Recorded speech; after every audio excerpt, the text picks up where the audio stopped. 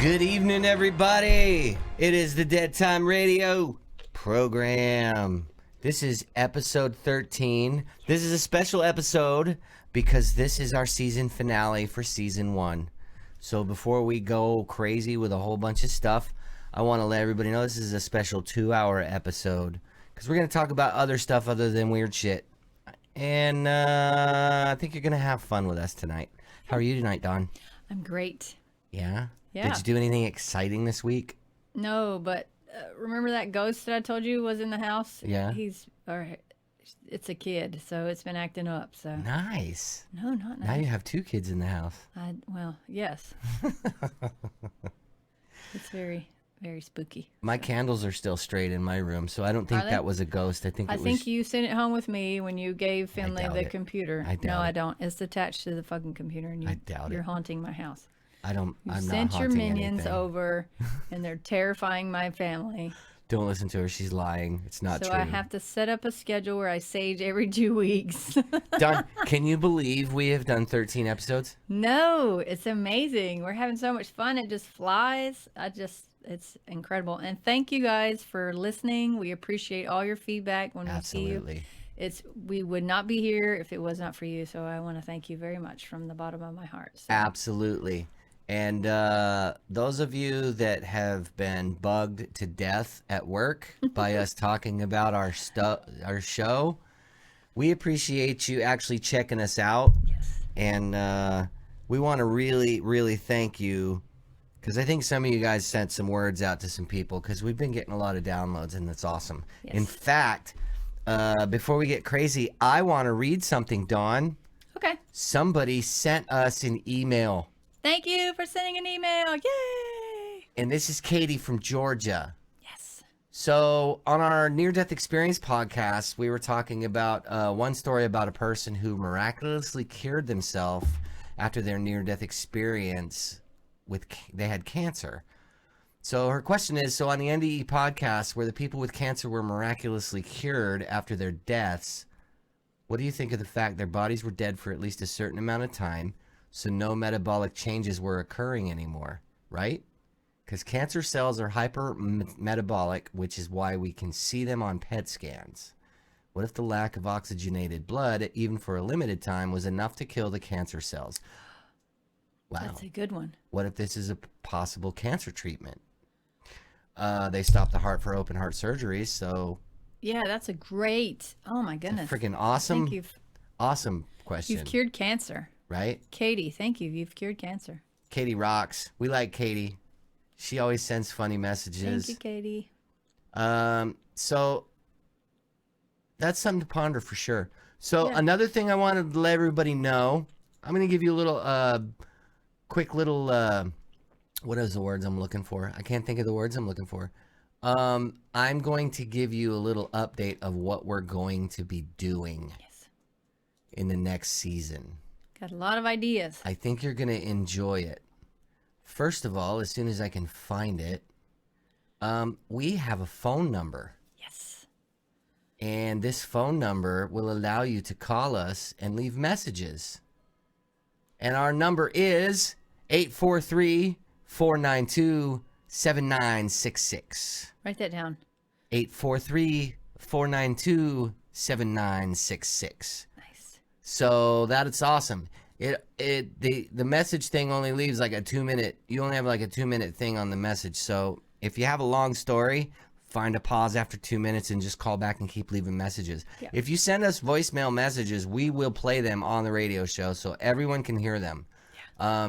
When it comes to the emails, thedeadtimeradio@gmail.com, send us your first name and where you're at, your location. That's all we need.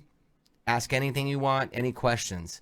We're on Podbean. Podbean seems to be the app that everybody's using, but we're also on Apple Podcasts. We're on Spotify. We're on iHeartRadio. We got really big things coming up.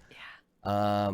You're going to find out because this is the season finale. I already put one little special surprise. We are actually going to have video. So you'll be able to see things that we read, things that we watch on YouTube, because we want to have videos of other people talking about stuff so we can listen and then give our thoughts as well. Yeah. there's just so much we want to do and so much that we're doing. We're really excited about it. I was excited about this whole episode all week, Dawn. Yeah, me too. I found some books and dog-eared some pages, and yeah, I'm pretty excited. So we wanted to also start off by saying how we met, because it's kind of a weird story if you think about it. It's almost like it was meant for it to happen. Destiny. Yeah.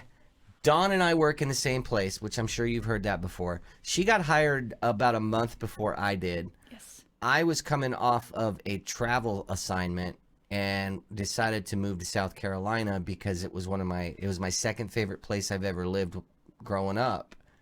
And I tried to get a job before I moved because that's the smart thing to do.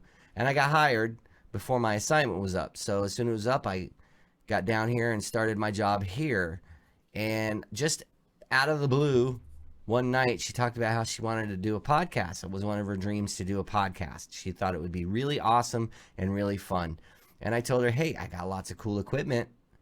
Want to do it together? And she said, sure. So she came over. Our first episode was Mandela Effect. It was a blast. Just listening to it while editing, it was incredible. It was fun. And this is how it was born. Yeah. So, Dawn, tell everybody else where you're from and what you've done and your likes and dislikes and stuff. I am originally from a little place called Fair Forest, South Carolina. It's in Spartanburg, which is about an hour from Greenville. Small little place. I don't even think we have one red light. That's it. So, I went to high school at Dorman, graduated in 93. But my story's pretty similar to Billy's. I was a travel CT tech for a long time. Total cumulative about 4 years. And the COVID hit. And we were actually going to have everything paid off. I was going to do one more assignment, and then we were going to move here to Charleston. My aunt and uncle live here, and cousins. And we come here every Christmas. So since the COVID was here, I had an assignment in Roswell, Georgia. Roanoke was the one before. Roswell, Georgia. And they were not extending my contract because they were actually getting rid of all of the travel techs. So they actually severed a contract with another guy that I was working with in CT. So I was like, oh. So I was actually without a paycheck for about 6 weeks because, when you're a travel CT tech, you save up a lot just in case that happens. Right. So I applied here at the hospital that we're working at, and I drove down one day and had my interview, and then they hired me. So I started as soon as because they have, different hiring weeks. You can't start on that day. You have to do your orientation. So orientation was online. I hate orientation online. I'd rather be there. I liked it though because I didn't have to sit in a stupid room all day. No, I had to sit in one stupid room for 10 hours. Yeah, but if you did it fast like I did, you had the rest of the day off. I didn't do it fast. I did it fast. I did it. I probably shouldn't say that. I like my boss is gonna hear this and go, she will. What the fuck, Billy? I was gonna be like, Billy, you need to redo your evaluation. Your 90 days. You did not complete your orientation, so you are no longer I completed working it. I completed it. I just did it fast. Yeah, you didn't. I didn't waste time. I don't believe in wasting time. It's not wasting time. It's a lot of important information that we needed to know that we've already went through every 13 50 million weeks. orientations. Every 13 weeks, you have to do an orientation at every hospital that you go to. Yes, and it's kind of the same stuff horrible. Every time, but yeah. We could probably teach a class on bloodborne pathogens. Totally. What's your favorite stuff? Like your favorite subjects? Like in school or like no, what like we talk about? Yeah, like what are your favorite things to talk about and read about and stuff? Like ghost stories. And we're trying to get Billy to do more ghost stories, so that's in the works for next season too, because we've had a lot of people that are watching the ghost stories. That's like, we had a nurse that says, that's the first one I'm gonna listen to because I'm interested in that. Well, here's the cool thing about the ghost stories next season we can actually show video of ghosts. Sweet. Because I'm sure there's a shit ton of them on YouTube. Dude, that's why I watch Slapped Ham. They're always showing videos. Oh, man, that's going to be super cool. Yeah. So you guys, there's a lot in store next season. We're going to take some time off because we want to get everything solid. We want to bring a good quality program to you.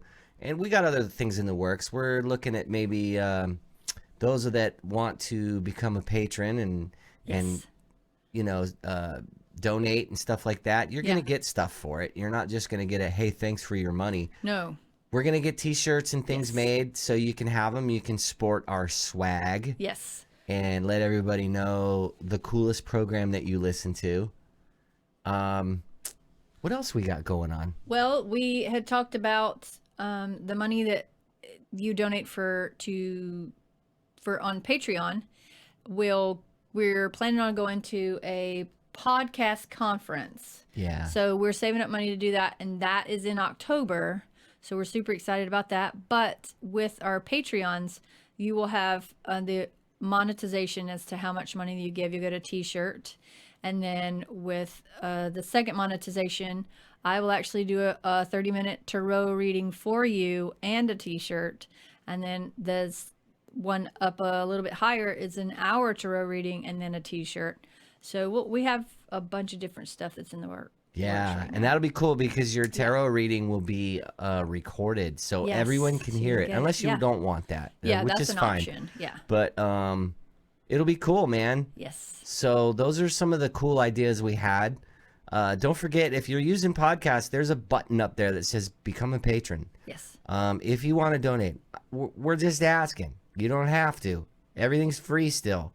Okay, so don't freak out and think we're begging because we don't need the money, but we'd like to use it for stuff for you guys and to get merchandise and things like that. Yeah. And eventually get out of our fucking jobs. Well, doing this instead, which would be fucking great. Yeah, we love our jobs. We have fun, but it is a lot more busier with two people. It just seems it's overwhelming some nights. It's so we do dream of becoming full-time podcasters and Dawn has been, thanks to you guys listening, that's will afford us to do all of these wonderful things. So thank you again. I got to thank Dawn because she's the driving force behind all of this. She's the one that got me motivated to do it. She's the one that got me motivated to figure out what the format was going to be. We had, our pilot, which I wasn't very happy about with the quality. And if you've noticed, the quality of the actual podcast has gone up a little bit. And that's because I've been really working hard at getting really good sounds. Yeah.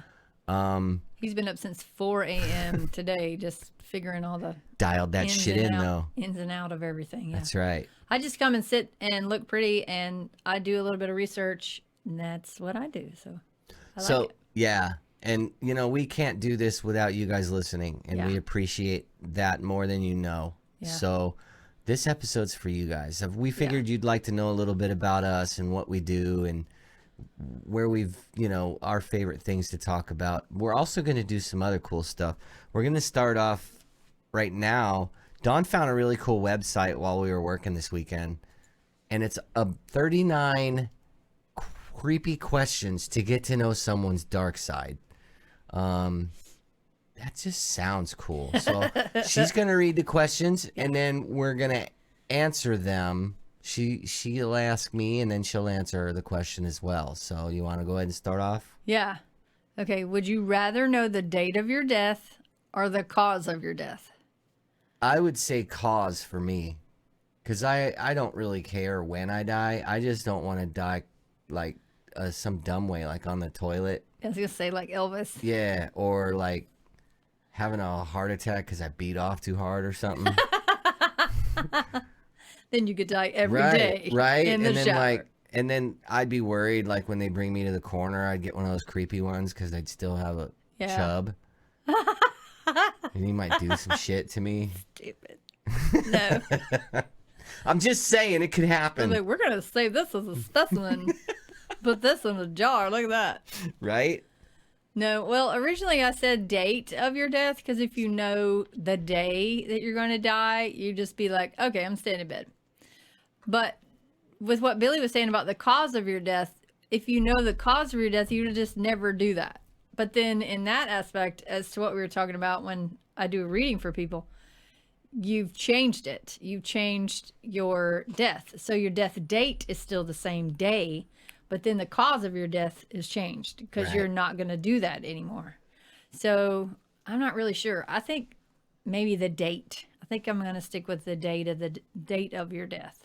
Well, you know, the other thing too is if you know the date of your death, you could be like, I could do whatever the fuck I want now. Yeah. I could do coke. I could do meth. I could do heroin. That wasn't what I was thinking about traveling, but not I could do hookers and blow. I was thinking about travel. Like I could go here and here and I could snort cocaine off the jugs of a giant boobed hooker. Nice. Wow. he just opened the door and we just got a little glimpse of I could rob a bank. Billy's thought. Yeah. I'd probably just lay in bed and be like, fuck it. All right. So what's the next question? Let's see.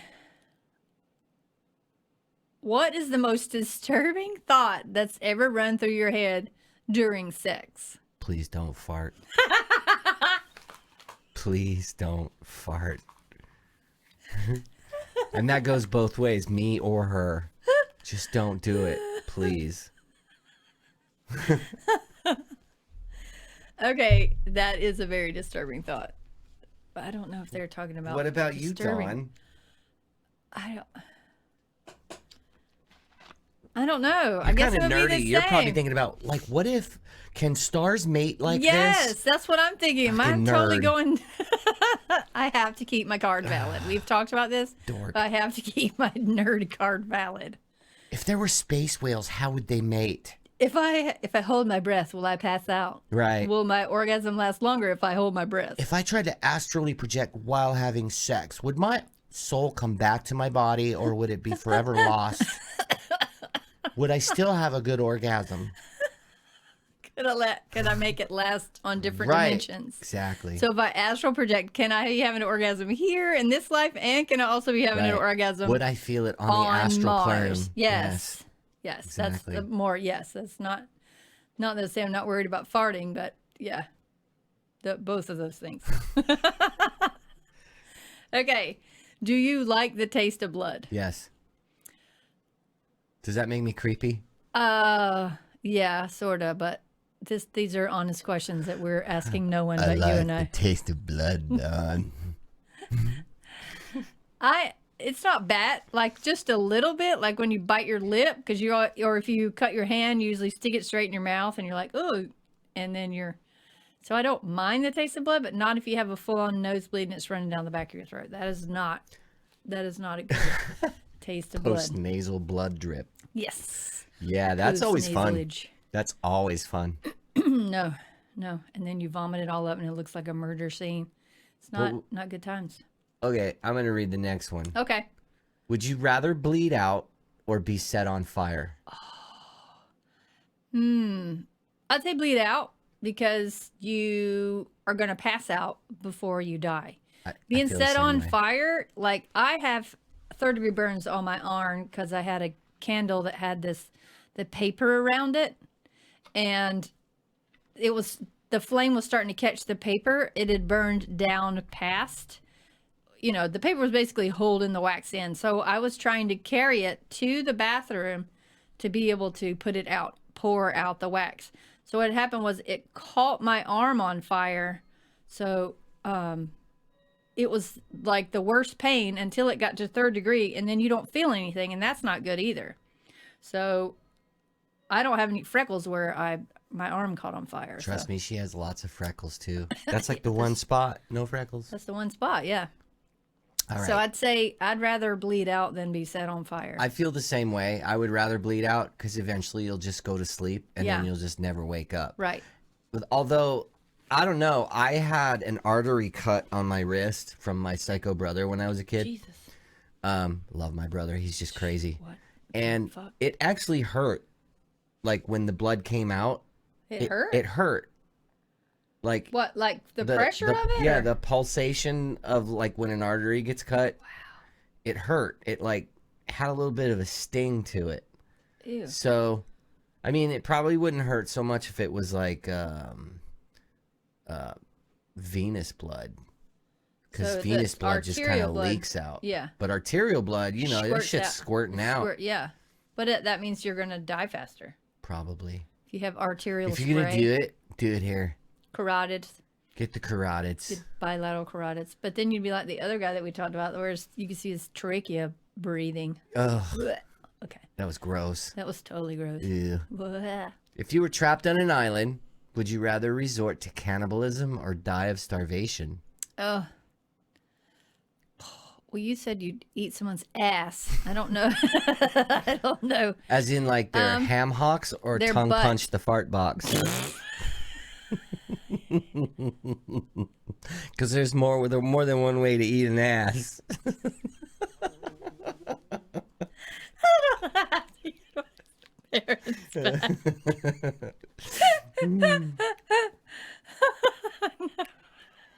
You fellas know what I'm talking about.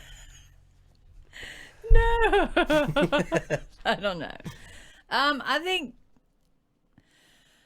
that's a hard one, because if you are a cannibal and you live, then you're going to have like remorse that you ate someone to stay alive. Would you though? Like, are they alive or did they die? So like, I would have to have more information. So Well, die of starvation, it would cost. it would hurt, because if you don't, like, if I don't eat, I hurt, like my insides hurt. So Yeah.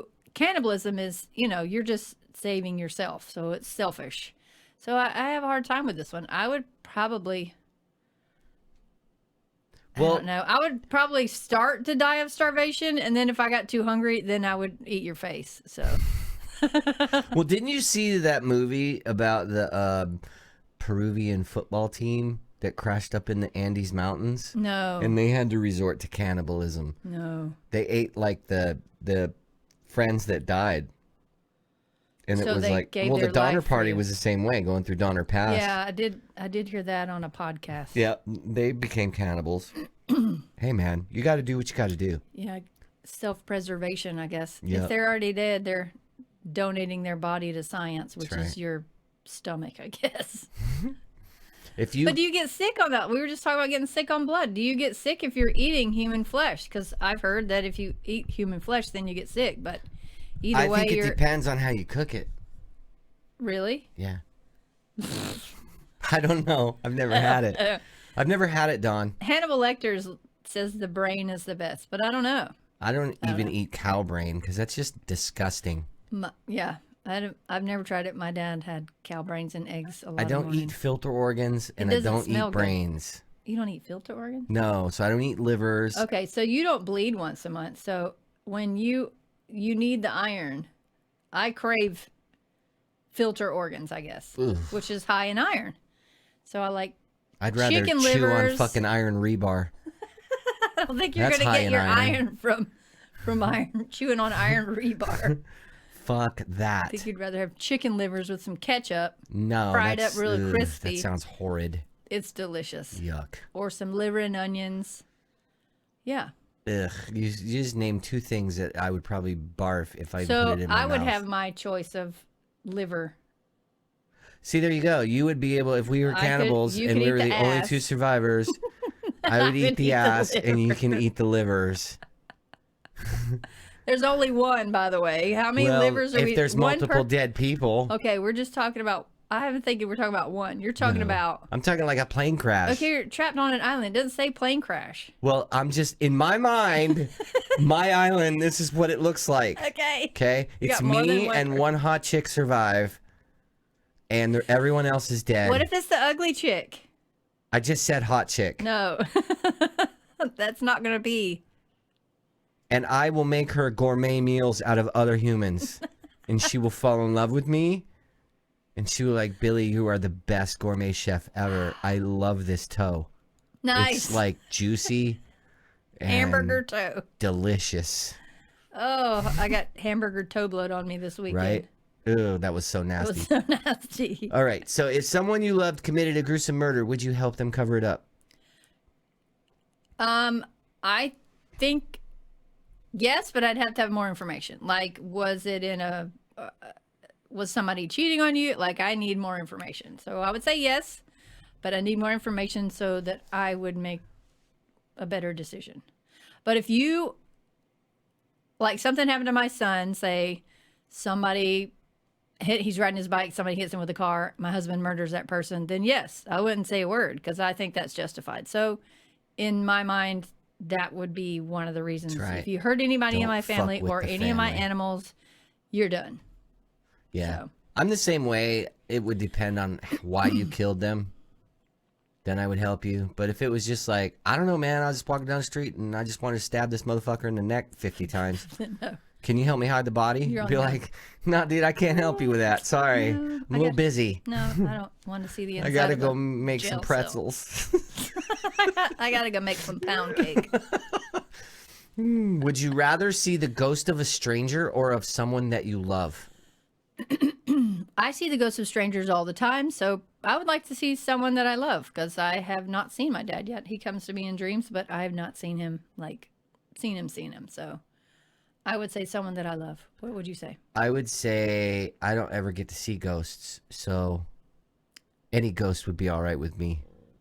I'm not lucky enough to ever have seen a ghost. I think you're in your own head most time though. Like at work, you're in like military mode. Like you have a mission. I got a lot of. I do everything very logically. Yeah. I always have.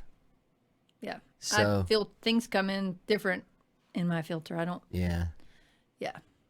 Well, I was very military when I was a kid too. So Were you? I guess Yeah, you'd I have grew to be up if in you it. grew up that way with yeah, your dad. and then I was in it as well. So Yeah. it just kind of sticks with you. All right. Which horror movie monster do you think is the deadliest? Horror movie monster. Ugh. Are we talking about like psychological monster? Because like we were talking about Hannibal Lecter. I think he is a monster. But I don't. Give me some ideas. I don't know. Freddy Krueger. Oh, Jason yes. Voorhees. Ugh. Michael Myers. Blah. Yeah, I'd say Freddy Candyman. because you have to sleep. Oh, Yeah, yeah, but see, Candyman with the you- bees. You have to sleep though for Freddy to come around. I know, but like if I'm sitting here and I've taken a nap, then Freddy's shooting his nails through my chest. So I think maybe Freddy's a good one. I think that Leatherface is probably the deadliest Why? because that motherfucker knows his way around a chainsaw. I'm just saying. And he's like dumb and like brutish. So he's the deadliest. Yeah, Okay. because he just. I mean, Michael Myers is pretty good too because he's stealthy. Yeah. He just shows up out of nowhere. He's just standing there. The big burly dude Yeah. just standing there. Yeah, I want to hide. So I would think psychological. Somebody that knows you and is staring you in the face and sitting right beside you. That's even more deadly in my opinion. Yeah. That they've been planning it all along and they've befriended you and they've gained your trust and then they're like, you're dead. I mean, your Right. brain with some fava beans. Fava Liver. beans. Liver with some fava beans. Ugh. All right. Would you rather be eaten alive by wolves or eat another human alive? Tough call. I say if I'm out there, I don't know. Because if the wolf comes to eat you, then you could kill the wolf. So it would be the fight to the death with the wolf, I Like think. that Liam Neeson movie. Did you see that one? Where he fought is like that a where- whole pack of wolves? Yeah, that would be me. Like I'm not going down, just laying down and letting you. I ain't going down It's like a gonna be- bitch. It's gonna be. It's gonna be road. I'm gonna like bite you. You're gonna and get all Roadhouse, Patrick and Swayze I'm gonna on him? totally get Patrick Swayze on your ass. Wolves, come on, wolves. I would say the same. I would rather get eaten alive by wolves, but I would try to turn into Mowgli and become a wolf child so that they would take me in. So they wouldn't want to eat me because I was their child. Necessities, Exactly. the simple, bare Exactly. necessities. Nice. All right, what's the next one? You read it. How often do you think about death? Never. Every day. Because I'm already dead inside.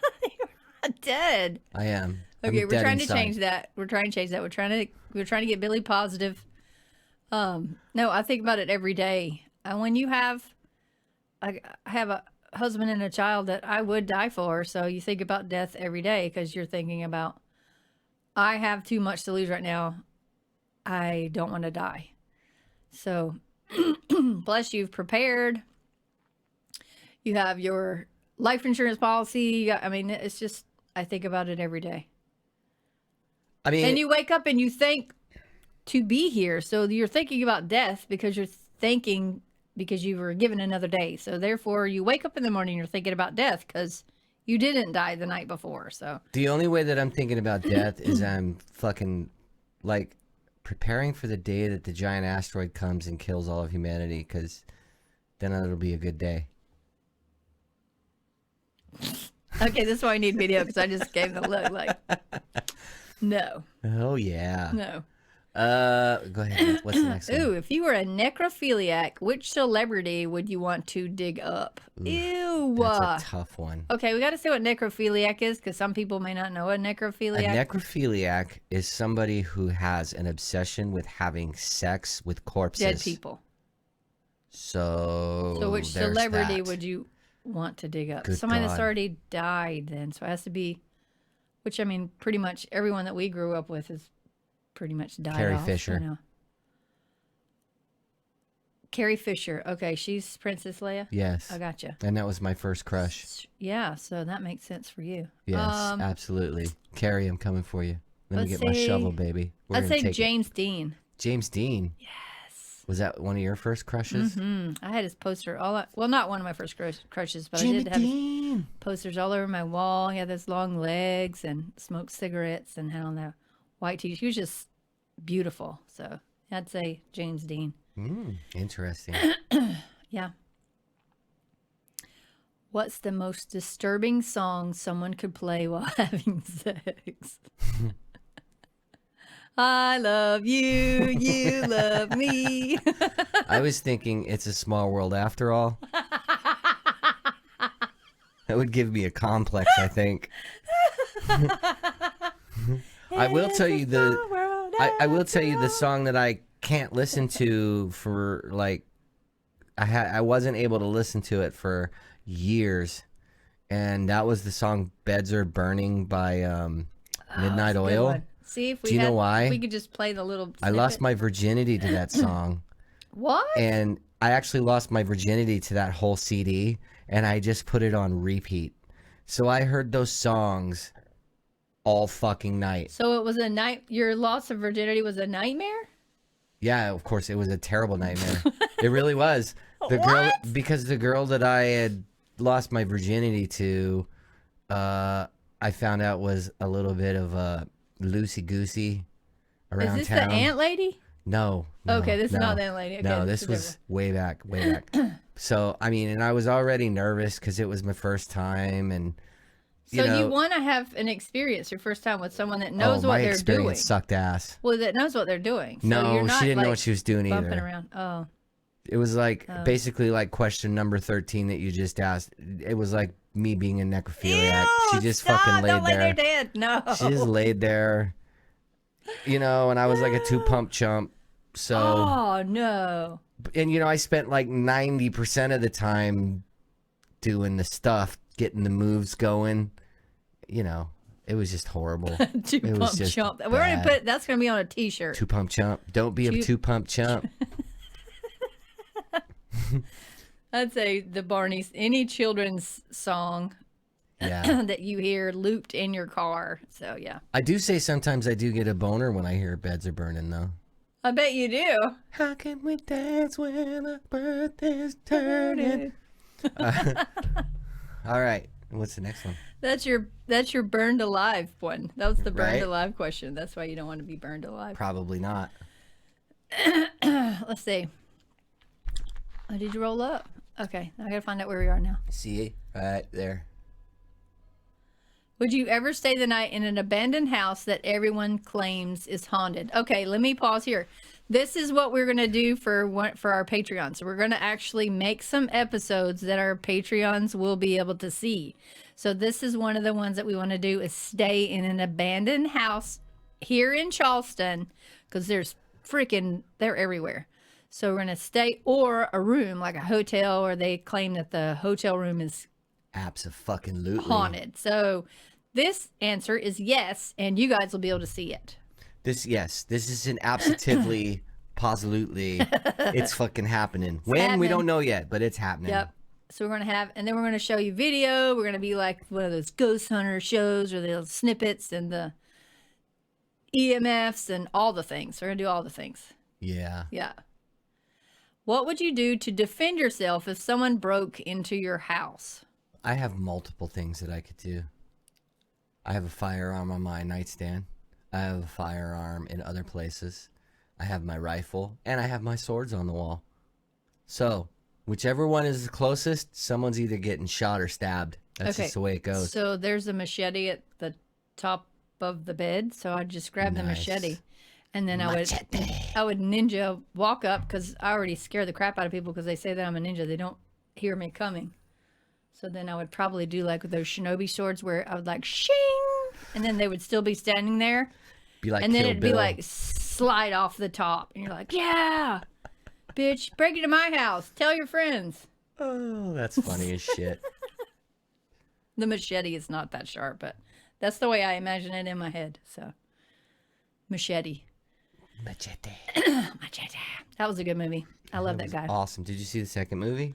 No, I think I just saw the better. first one. Was it? Yes. I don't like second movies because they're Oh usually my not God, as it was good. fucking no, amazing. they're usually not that good. Okay, And then they did the whole then. like fake trailer thing at the end, and it was Machete in space.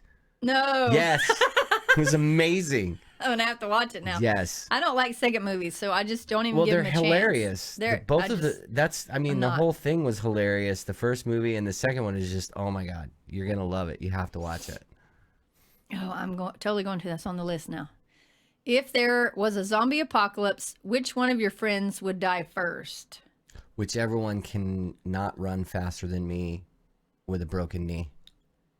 Because you broke it? Yeah. You're damn right. Which one of my friends would die first? I'm sorry, Katie, but it would probably be Katie. Oh, that's because rude. she would fall, and the zombie would get her. So she knows. Okay, so we went on a girls' cruise. Oh Christ! And sorry, Katie, I'm totally telling the story because I have a podcast. So we went on a girls' If cruise. you had your own sheet, you could tell your side of the story. Right. So because Katie was going with us, so if you get hurt in a foreign country, if you don't have a passport, if you're in an emergency room there and the boat leaves, you can't get back into the country. So Stephanie and I think Katie already had her passport. So we went and got our passports because we were going with Katie. So the ironic thing is Stephanie got hurt and it wasn't Katie. So, but I would have to say it would probably be Katie because she would fall. Sorry, Katie. I love you. That's just mean. I love you. It's just mean. So write me an email and we will read it on the show. Do you think death by drowning or death by electrocution would be more painful? I would say drowning. I would say drowning because electrocution. It could be fast. It's like zip, you're done. You could have a heart attack and then your heart just stops. But drowning, I've had to hold my breath, almost drown, and your lungs, like you feel like you're gonna burn. It burns and it hurts, and you know it's coming. And electrocution is just like, blip, you're done. Right. So, do you think death by drowning? Yeah, I think death by drowning would be more painful because you all these thoughts, and you're just like, oh shit, what did I not do in my life that I should have done? So, if you met a vampire, would you let it bite you for eternal life, or would you shove a stake in its heart? I'd shove a stake in his heart. I don't want eternal life. I think you have your life and then you've set your death date and when your soul's done with what it's supposed to be doing. And I think I would shove a stake in its heart. So I would let him bite me. You would? Yeah. Because I already like the nighttime You said you're dead anyway. already. So know, would eternal There you go. life be dead? It'd be undead. You would never have any happiness because you're already unhappy. Well, I'm already unhappy. For the rest of your So it's all good. forever. It wouldn't be the rest of your life. It's a win-win, Dawn. Forever. It's a win-win. Forever. Here's why I would do it, though. I could go around and, like, kill criminals and take care of nasty people and just suck their blood and kill them. So you'd be a vigilante. Yeah. Yeah. And I'd never be and on you would camera. have a harem. Yeah. You're damn right I would. You'd never be on camera. I'd never be on camera. I could walk into a bank and take all the money and they'd never know who did it. Peace, bitches. They'd be like, wow, I've never seen a magic trick like money floating in midair walking out of the bank. That's right. Wow. I'm down with that. Nice. That would shove a stake in your heart. See, I wouldn't try and bite you, though. It'd be like my favorite cop show, Forever Night. You would be like the coroner. Oh. And I would be like you would keep me alive so you could use me. And then maybe right before I died when I was like 85 and I had all these wrinkles. And asked and you'd be like, I don't want to die yet, Billy. I'd be like, see you. Then you'd be like find me again because I know you're a fucking vampire. Then so you'd be like a Betty White vampire. Oh, I love Betty White. She should be president, man. She's like 90 something. She just had another birthday. Awesome. She did. She just had her birthday. And she looks great for her age. Yeah. Unbelievable. Yeah. Okay. I think aloofness keeps you alive. Maybe. She's You just funny. have no idea. You're not going to get stressed out because you don't know what to stress out about. And I think she just has zero fucks to give anymore. Yeah, that's what I'm saying. You don't, I mean, I love her. Would you rather murder 3 innocent children or watch 3 of your loved ones die in front of you? Oh, God, I'm not answering this question. This is one of those moral ones that you have to do. And I would rather watch loved ones die in front of me because I don't think anything bad should happen to children. I don't know. I'll watch that. I believe the children are the future. That was a good segue. That was beautiful. Okay, so no, I watched that zombie movie where the guy had the big stake of wood with like barbed wire wrapped around it. I'm sure you guys are yelling at the podcast right now. The Walking Dead. The Walking Dead. So he beat the crap. I mean, I don't know if I guess I would have to see 3 loved ones die in front of me because I would not want to. I just don't like seeing kids hurt. I mean, it bothers me when they come into the ER. So this says, and would you rather murder 3 innocent? So you're doing it. No. It says, would you rather murder 3 innocent children or watch 3 of your loved ones die in front of it? So it would have to be watch because I'm not murdering anybody. Kill kids. No kids. Way. I don't like any of the bad things that happen to kids. They're so innocent and there's no reason for it. Nope. You know, wait until they become asshole adults and then murder them. That's the way I look at it. I mean, there are some kids that are little assholes, but they don't deserve bad shit. Yeah, that's only because their parents are assholes. Douchebags. Yeah.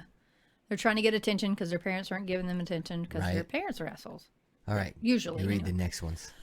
Okay. If aliens came to Earth, would you want us to welcome them or kill them? Welcome them. You know me. I would say welcome them. I saw enough Star Trek and Star Wars. There's some hot aliens out there. I'd be like, why don't you come over to my house, baby? I'll make a killer rack of ribs. What are they, vegetarians? I can make vegan ribs. Do you need methane to breathe? Because I can fart all day if you need me to.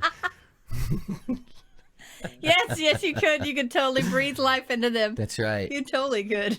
See?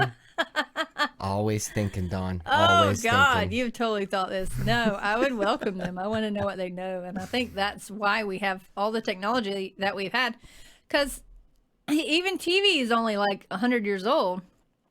And the leaps and bounds that we've come within the last 20 years. Yeah, it seems a little quick. Yeah, we have to have some alien intelligence that are guiding us, that are teaching us. You're not just going to know it. Somebody's got to be locked in a cell somewhere that is teaching all of this stuff.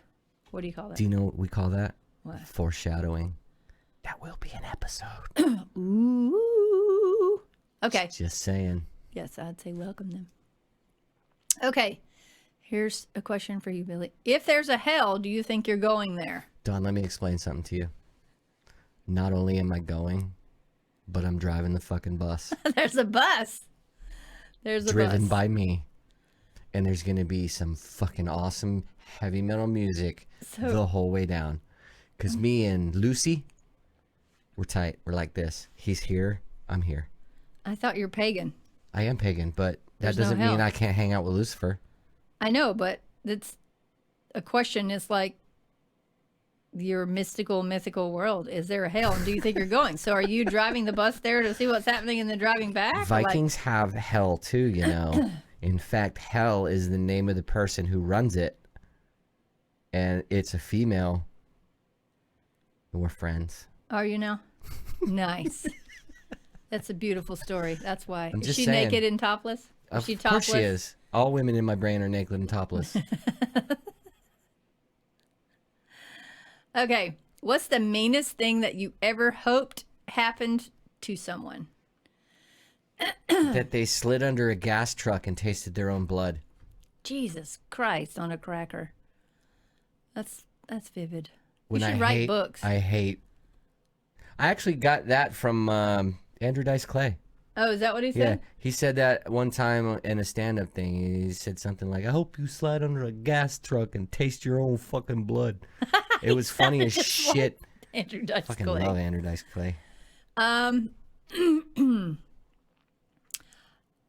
have imagined mean things happening to people, and they did not come true. So I'm not going to say what's the meanest thing I ever hoped happened to someone. So, because I still hope it happens to that person. I think it had something to do with anal prolapse. Is that what it is?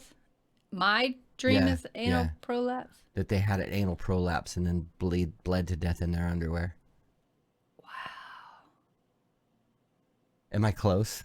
No, not even. No. Nope. We're just moving on. Yes. Would you rather eat a chunk of human heart or an entire human eye? Ooh. That's an easy one. Human heart. Because it's a muscle, just like steak. And I've never tried it, but I've heard that like deer heart is really good. Oh.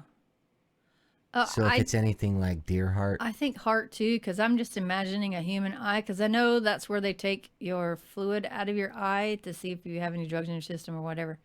And then it deflates like one of those ping pong balls that's been popped. So if you're eating it, you'd have to bite it, and then all that fluid would like there's like a crunchy sound that it makes too when you eat it. Because there's people that eat like goat eyes and shit. And it pops and oh no. It's like the gross, everlasting gobstopper tomato you've ever. I don't like tomatoes anyway, so ugh. Yeah. Well, nope. Human heart. Ugh. I think we agree on that. It says a chunk of human heart. It doesn't say an entire. It says a chunk. It's probably going to be the same size as a human eye. I know, but I think a human heart. Yeah, okay. I agree. So 25, we're actually going to do on an episode. Have you ever tried to contact a spirit within a Ouija board? So that is an episode. Stay tuned. I have, but I've had a really crazy experience with Ouija boards back when I was in the military, and I'll have to tell you the story sometime. It's pretty trippy. I'd say save it for the episode, the Ouija board episode. Or just give a little taste. Well, it was when I first started learning about paganism and stuff, and there was a few of us, and we got drunk, and of course you always get drunk before you use a Ouija board because it's the best time to do it. And it just really got strange. Some strange things happened after that week that just blew my mind. Yeah, you've opened the door, so you kind of before you open the door, you have to say a prayer that only love and light come through. So I will submit this. I'm saying that if you open a Ouija board, the dark's coming through first. Well, I will submit that it is true that you can't just throw it in the trash. No. Because it comes back. Yeah. And that shit is real. Trust me, people. It happened. I was there. All right. Nice. What's the next one? Next one. Okay. If the opportunity presented itself, would you watch your crush get undressed through their window? I know you're going to answer this one. You're asking me? Yeah. You're asking me. Mm-hmm. Would I stand and look in a chick's window of my crush? Yes. Of course I would. I would too. If I wasn't going to get caught, god damn, yes, I would. I'd make a video so I could watch it every day. Creepy much? Right. I'd say yes to that. Yeah. You watch your crush get undressed. That's probably about as creepy as I would get, though. Just watching them? Yeah. Yeah. Yeah. I'd feel a little weird about it, but it'd be a nice show, I think. All right, what's the next one? Unless they fumble around and then they got to have like what would be my luck is like I would have the opportunity and I would look and she'd be undressing and then some big burly fucking dude walks in right afterwards and they start going at it. Or what if she took her and I'm standing there like, oh, you got to be fucking kidding me. She's wearing a granny bra and then she's got blood in her underwear that you're like looking at all that nasty. There you go. Think about that one. Yuck. Yeah. And then, or she takes off like her Spanx. And then she looks like Ant Woman. Oh my goodness. Would you rather have sex with elderly people for the rest of your life or never have sex again? Okay, we were talking about this past weekend. So what's your answer? Old people need love too, Don. So what I was saying is we are going to be elderly people and we are going to be having sex with elderly people. So I would speak for yourself. Sex with elderly people. I mean, technically, if I'm masturbating, isn't that still having sex with elderly people? Yes, you are. You're already having sex with elderly people. Plus, they could take their teeth out and do some magical. Oof. Now you get me all worked up. How old are we talking? It just says elderly people. Because I just need to know if I need to get some KY or not.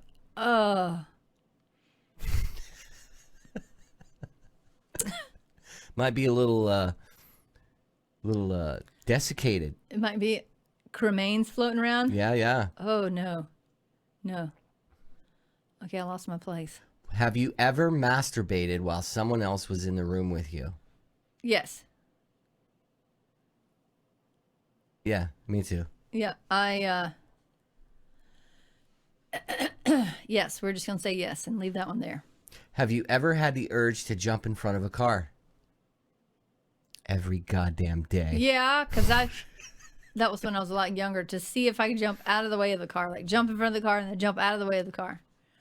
I've also had an urge to jump off the side of a mountain, like you're looking over and I don't know, it's just, yeah, I have had the urge. Yeah. So I've had the urge to jump in front of a car and be like, release me.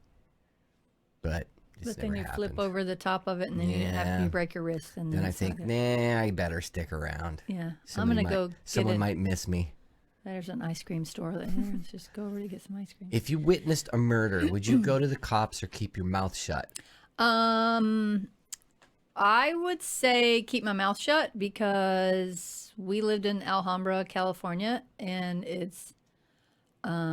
there was a murder at a coffee shop. The coffee shop was full, and no one saw anything because of who was performing the murder and who was getting murdered. I would keep my mouth shut. I'm staying out of it. Like I tell my son, I'm like, you stay out of it. That's none of your business. So I think it would depend on the situation. Like, if I saw some chick with, like, black eyes and her face all cut up and she's fucking beating a dude with a shovel, and I find out, like, that was her boyfriend who was beating her. Yeah. Then I'd be like, you have at it, girl. You want me, you want me help? Yep. I'll help you dig the hole. We have a lot of patients that come in with husbands or boyfriends that do that. So it's one part of our job that I do not like. So. What's the creepiest thing you've ever done when you had a crush on someone?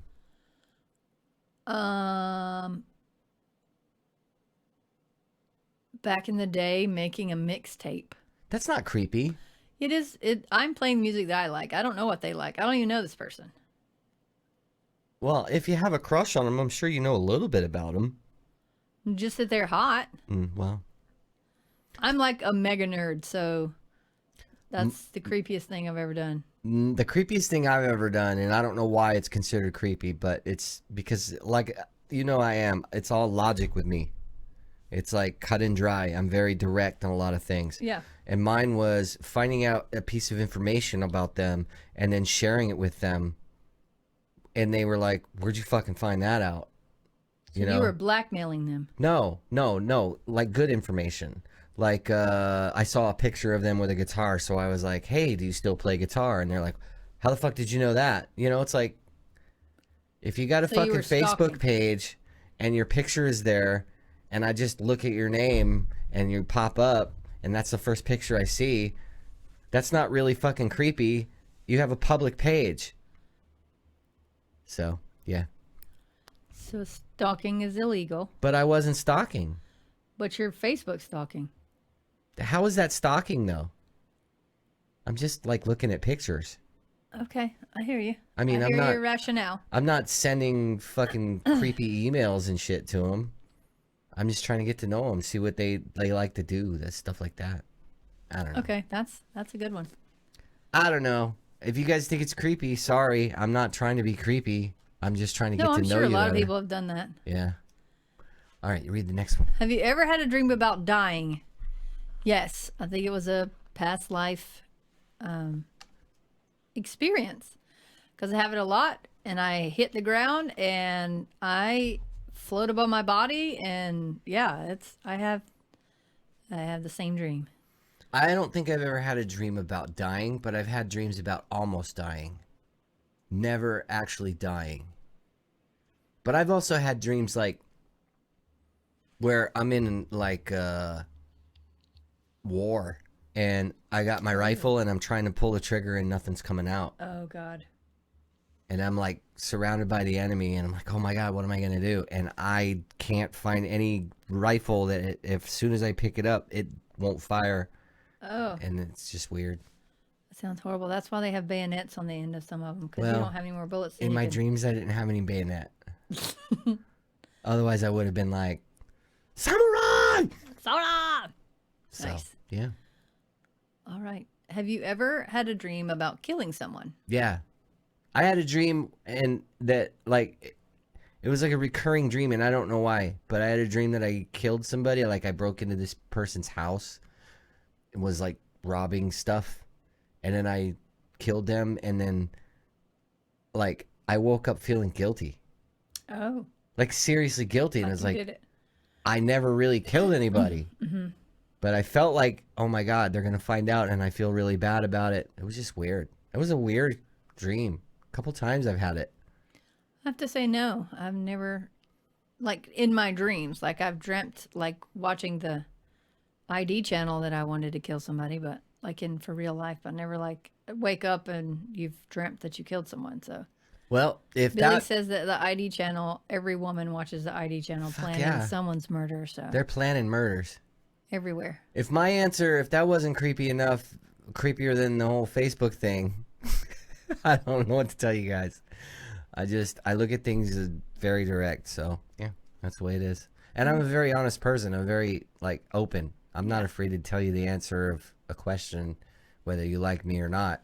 It's just the way it is. All right. So if you were asked to film a horror movie, what would the plot be? That's a tough one.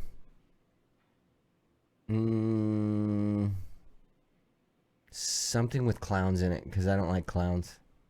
Your horror movie would because have clowns are creepy as fuck. Oh. John Wayne Gacy was a clown. Oh, he was the one. Oh. Okay, so I'm actually writing a book. I've been writing it forever, and I just haven't finished it. The plot is the guy's a murderer, but no one knows he's a murderer. Like Dexter? Kind of like Dexter, yeah. It's a little bit of a twist. So he's dating this girl, and she's a forensic anthropologist, and he's off at a conference, and she's called out because there's been a bone found on his property, and she uncovers all these things, and she's questioning who he is, and all the normal book stuff. So yeah, that's what my plot would be. Not bad. Yeah. Have you ever seen a ghost, a spaceship, or anything else you couldn't rationally explain? Where I've already said on the last episode that, yeah, you'll have to listen to that one. I've never seen a ghost. I've never seen a spaceship. One of the weirdest things I ever did see, though, was we exhumed a body that was 10 years buried because this is when I was still an X-ray tech student in the military, and they brought the body in because the husband was active duty at the time, and they were reopening the investigation of her death because they thought maybe he murdered her. And the weirdest thing, after 10 years, I didn't realize there's still skin and stuff on the body.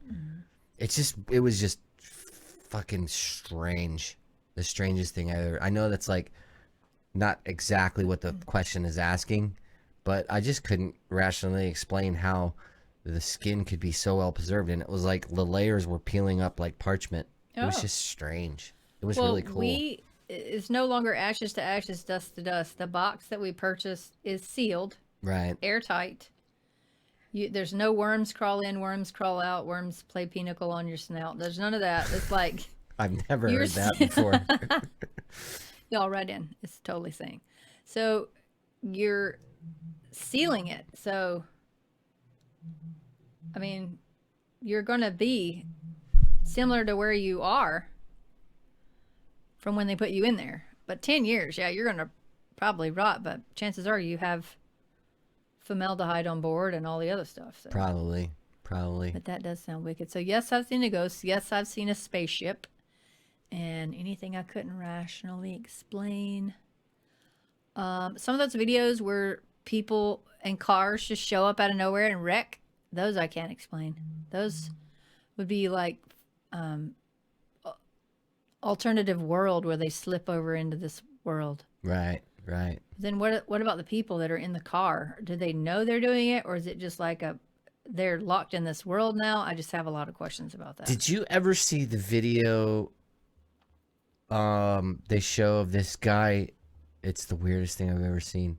He's in a parking garage. He's naked. He's running, and he runs into like one of those big SUVs, like a Ford Explorer, and breaks through the fucking glass of the back hatch. No. And then pulls himself out and runs off. Like a deer? Yeah, but he's like... Is he on something? I don't know. But he was like, he should have been dead. So we get video, we'll be able to pull that up and show that on there. It's pretty cool. I saw that on the History Channel where they show like strange videos and stuff, unexplained videos. We're gonna do that. Fuck yeah. Next season. Stay tuned. If you killed someone, how would you get rid of the body? This is totally gonna like tell people how I would do it, but I would feed from the neck down to an alligator or a pig, because they eat everything, even down to the bone. And the head I'd probably put in a wood chipper. Because alligators can't eat skulls because I think you can get caught with the evidence in a wood chipper, though. There would be particles left over. Yeah, but you'd have to find the wood chipper. Well, unless you got one that you bought a long time ago, you gotta rent it, and your name's on the rental. No, I'm not gonna rent it. In this, I own a farm. Okay, and then I have my own wood chipper, because I create black mulch, so it's just gonna look like black mulch. Oh man, I would do it one of two ways. I would either go full on Breaking Bad and just get a big barrel and put that acid that he says is really good and throw him in there. Okay. Or I would butcher him up and feed him to my fucking enemies.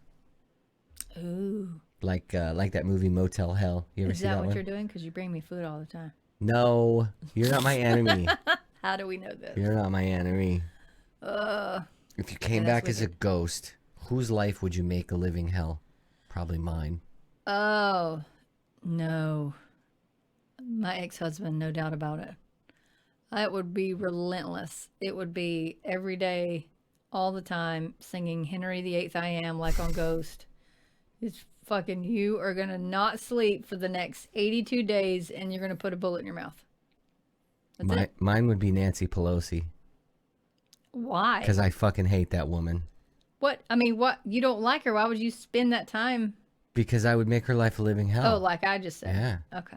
Yeah. What? The same dealio? The same situation? Oh, I would do worse. I would pee in all of her expensive ice cream, so there'd be ghost pee in it. She'd be like, this tastes different. Their fucking shaky ass head. I can't stand that woman. Tell us how you really feel. Would you rather have an arm hacked off or a leg? I would say arm, but I would hope I could choose the arm, because legs, you want to be able to walk around and run and yeah. I would say arm because I can't shoot a gun with my feet. I can't play a guitar with my feet. But you can. There's people that do it. I can't play video games with my feet. And I can't play keyboard with my feet. So you'd hack a leg off. So the leg would be gone. Okay. And then I'd have a really kick-ass wheelchair with like a fucking go-kart engine in it. Ooh, now that's a good point, because maybe I'm changing mine to leg, because they have those you wouldn't be bionic able to, legs that you can like run faster. But you wouldn't be able to write very well with your toes. Right, I can't write my books. You'd be like the dude from My Left Foot. Hook my child. You ever see that dude? No. That was a What's the guy's name? There's a show called My Left Foot. It's a movie. It's about an Irish kid who's like born with just a foot and a leg, and he's like a great artist. No, just nothing else. Just his foot and leg, his left foot and leg. That's all he's got. No arms, no legs, other than the left leg. And he learned how to draw with his toes, and he like made really kick-ass art. It's actually a really good movie. Wow. But first of all, I hate feet. I know you do. So it would just be really gross that I would have to like take the pen and put it in my mouth to put it in my foot to draw. No. Then I'd be like accidentally get foot salt on my tongue. You should see his face right now. He just wiped it off his mouth. Okay. Okay. If you could ask the devil a question, what would it be? Please allow I don't believe in the devil. There's no devil. So, I can ask the devil a question. What would it be? So I think that Lucifer was the chosen one by God. I think he agreed that he loved God so much that he agreed to be the one to take the fall. So in my opinion, that would be the question. Did you take the fall because you knew someone had to do the job, and you knew you could do it because you knew how much that you loved God? So that would be my question, probably. My question would be like, if I have to come down there, are there hot chicks? It's fucking hell. Yes, there's hot chicks, dumbass. Well, not that kind of hot. Flaming hot. Not flaming, burning hot. Well, but you like have to be smoking specific hot. in your question. Like smoke shows. Like good-looking broads. That like dorky dudes. So like Norwegian. Yeah, well, yeah, Norwegian, Ukrainian, or Russian, Irish. It doesn't matter. Nice. It doesn't matter. All right, so we got one more question. Which serial killer do you find the most fascinating? Well, that's a good question, Dawn. That was a good segue, wasn't it? Yeah. Because good. We're going to take the rest of this, the last few minutes that we have here, the few like 40 minutes or so. 40 minutes, yeah, that's a whole nother show. Talk about serial killers, because that to me is one of the most fascinating fucking things on the planet. Why people do what they do. So one of my favorites is Edward Kemper. This guy, Edmund Kemper. This guy is a nut job. And I found out about him watching the TV show on Netflix called Mindhunter. Oh. This guy, holy moly. Okay, so here's what he did. Let me see. He killed his grandparents. He hated living on their farm. So before moving, he had already begun learning about firearms. But his grandparents took away his rifle after he killed several birds and other small animals. On August 27, 1964, Kemper finally turned his building rage on his grandparents. He was 15. Oof. He shot his grandmother in the kitchen after an argument. When his grandfather returned home, he went outside and shot him by his car and then hid the body. Oh. Then he called his mom, told him to call the police and tell them what had happened. Later, Kemper would say that he shot his grandmother to see what it felt like. Oh. And then he added that he had killed his grandfather so that the man wouldn't have to find out that his wife had been murdered. So he was handed over to California Youth Authority, and he underwent a variety of tests which determined that he had a very high IQ, but also suffered from paranoid schizophrenia. Yeah. He was eventually sent to Atascadero State Hospital for mentally ill convicts. Wow. In 1969, he was released at the age of 21. Dude. Despite his prison's doctor's recommendations. Oh my God. Despite his prison doctor's recommendation that he does not live with his mother because of her past abuse and his psychological issues involving her, he rejoined her in Santa Cruz. Wow. So why did he only spend 6 years in jail? Probably because he was a child when he went in. 15? So when he became an adult, they were like, maybe he's different now. I mean, but that would be 18. So they're just saying 21. Who knows? Maybe he was a model prisoner. So his mom worked at the University of California. And Kemper, when he lived with his mom, went to community college for a time and worked a variety of jobs. He finally found a job with the Department of Transportation in 1971. Kemper had applied to become a state trooper, but he was rejected because of his size. This guy is huge. 300 pounds, 6'9". Yes, wow. He's fucking huge.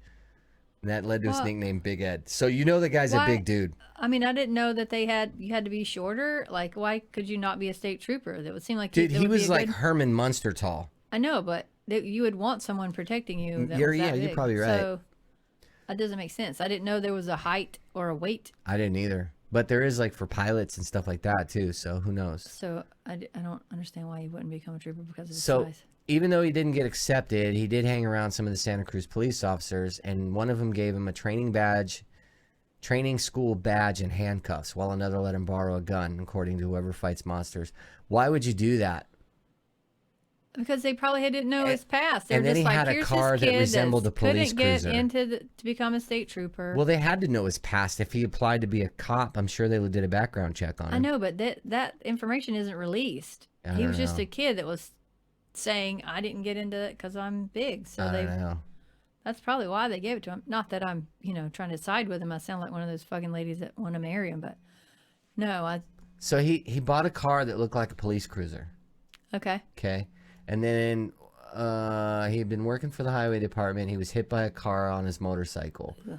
His arm was badly injured, and he received a $15,000 settlement in the civil suit he filed against the car's driver. Unable to work, Kemper turned his mind toward other pursuits. He noticed a large number of young women hitchhiking in the area. In the new car he bought with some of his settlement money, Kemper began storing the tools he thought he might need to fulfill his murderous desires, including a gun, a knife, and handcuffs. Oh. So this is where he became the co-ed killer. Yeah. He first picked up female hitchhikers and then let them go. However, when he offered a ride to 2 Fresno State students, they would never make it to their destination. Their families reported them missing soon thereafter, but nothing would be known of their fates until August 15th, when a female head was discovered in the woods near Santa Cruz and was later identified as one of the girls. Lucasa's remains, however, were never found. Now, this guy's so big, he killed 2 girls. Picked them both up and killed them. So he later would explain that he stabbed and strangled one of them before stabbing the other as well. Oh. After the murders, he brought the bodies back to his apartment and removed their heads and hands. He also reportedly engaged in sexual activity with their corpses. Why would you remove the head and the hands? It gets better. Why? I mean, So in 72, September 14th, 72, he picked up a 15-year-old, Aiko Ku, who had decided to hitchhike rather than wait for the bus to take her to a dance class. Then he picked up a hitchhiker, Cindy Shaw, whom he shot and killed in January 1973. While his mother was out, Kemper went to her home and hid Shaw's body in his room. He dismembered her corpse there the following day and threw the parts into the ocean.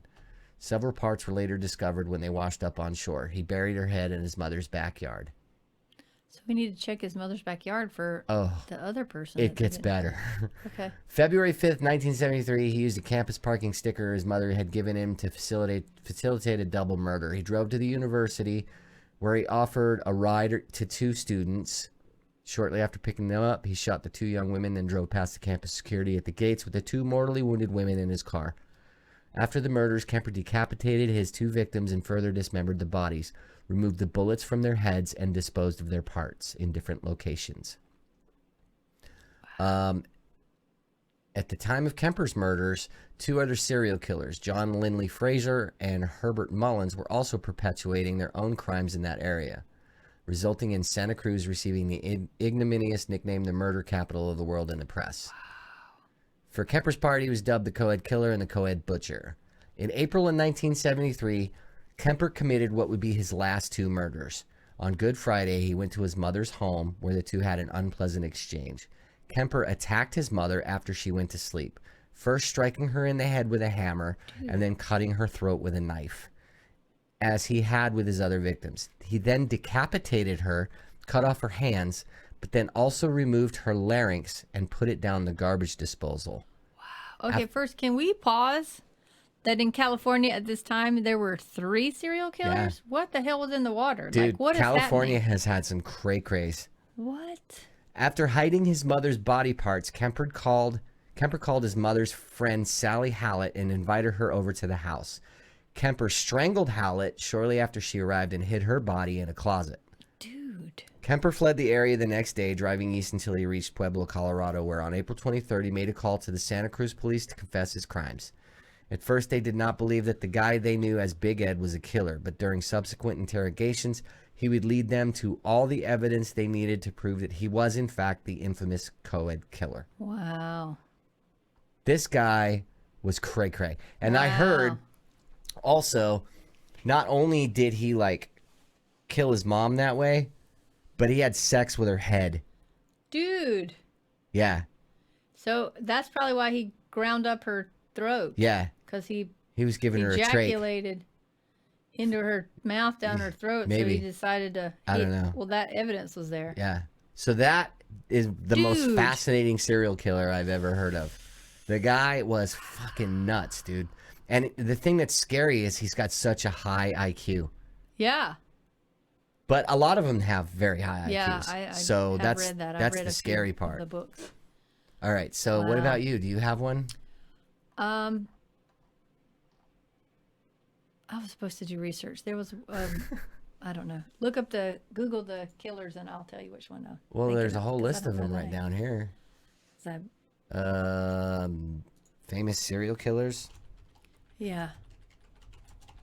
Dawn didn't do her homework. No, I decided to knit.